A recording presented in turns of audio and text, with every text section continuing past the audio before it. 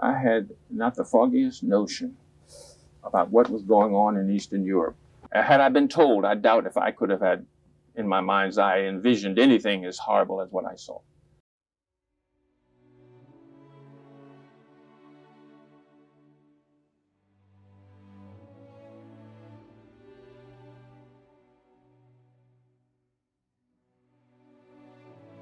I was 18, and that's when I became part of the military. Institutional racism smacked me right in the face because the sergeant was there, and he told me to go one way when I went through the door, and he told my white friends to go another way. And so I went into an all-black unit, save for the officers. They were white. I was given the message of who and what I was as far as the society was concerned. And it was rather frustrating to think that you have made a commitment to your country, and yet your country is saying to you, all right, you're okay, but only so far. I think there were occasions when people sort of transcended, the differences as far as racism is concerned. But it took a war, it took almost death and dying to make this happen. Pictorial evidence of the almost unprecedented crimes perpetrated by the Nazis at the Buchenwald concentration camp. We went right to Buchenwald. That was the day that I was to discover what had really been going on in Europe under the Nazis, because I walked through the gates and I saw walking dead people. Seriously, walking dead people. And just looking at these people who were skin and bone and dressed in those pajama type uniforms, their heads clean shaved and filled with sores due to malnutrition. I said to myself, my God, who are these people? What have they done? What was their crime? It's hard for me to try to understand why anybody could have been treated this way. And I didn't have any way of thinking or putting a handle on it, no frame of reference. They had been put here for one purpose, and that was to be worked until they died, starved until they died. I walked around the camp. I went to a barrack. I looked down on the bottom bunk right near the door, and there was a man there.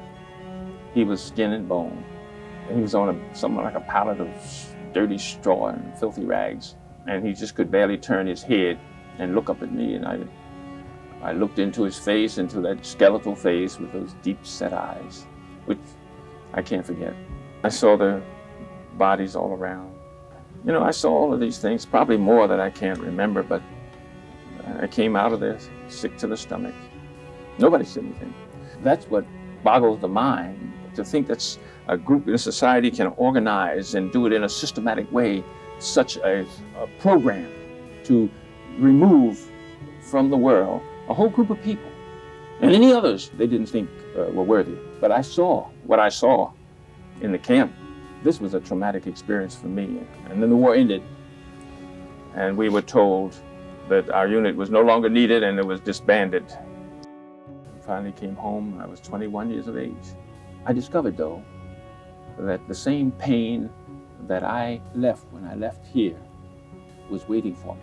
I put in 3 years of my life, put it on the line to make it possible for people to function and enjoy the rights and privileges of the Americans, and they were saying to me, Leon, you're not good enough. What a damnable kind of thing to say to somebody.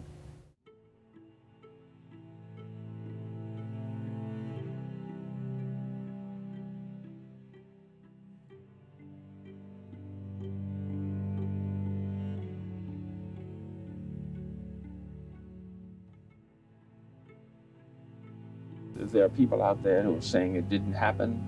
The revisionists who, for their own purposes, are trying to say, look, this was not as bad as it was. And I find it hard to fathom their thinking. But I know it did happen. I know it's been years, but that doesn't make it go away.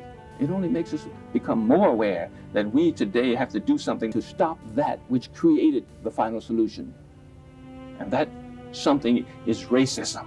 Really, racism is at the root of all of this. We have come to grips with that institution called racism. And we have to, because we see the ultimate of racism, which was what I saw at Buchenwald. It's not a black problem, it's not a white problem, it's a human problem. And we've got to face it. And as Dr. King says, injustice anywhere is a loss of justice everywhere, you see. Words to that effect.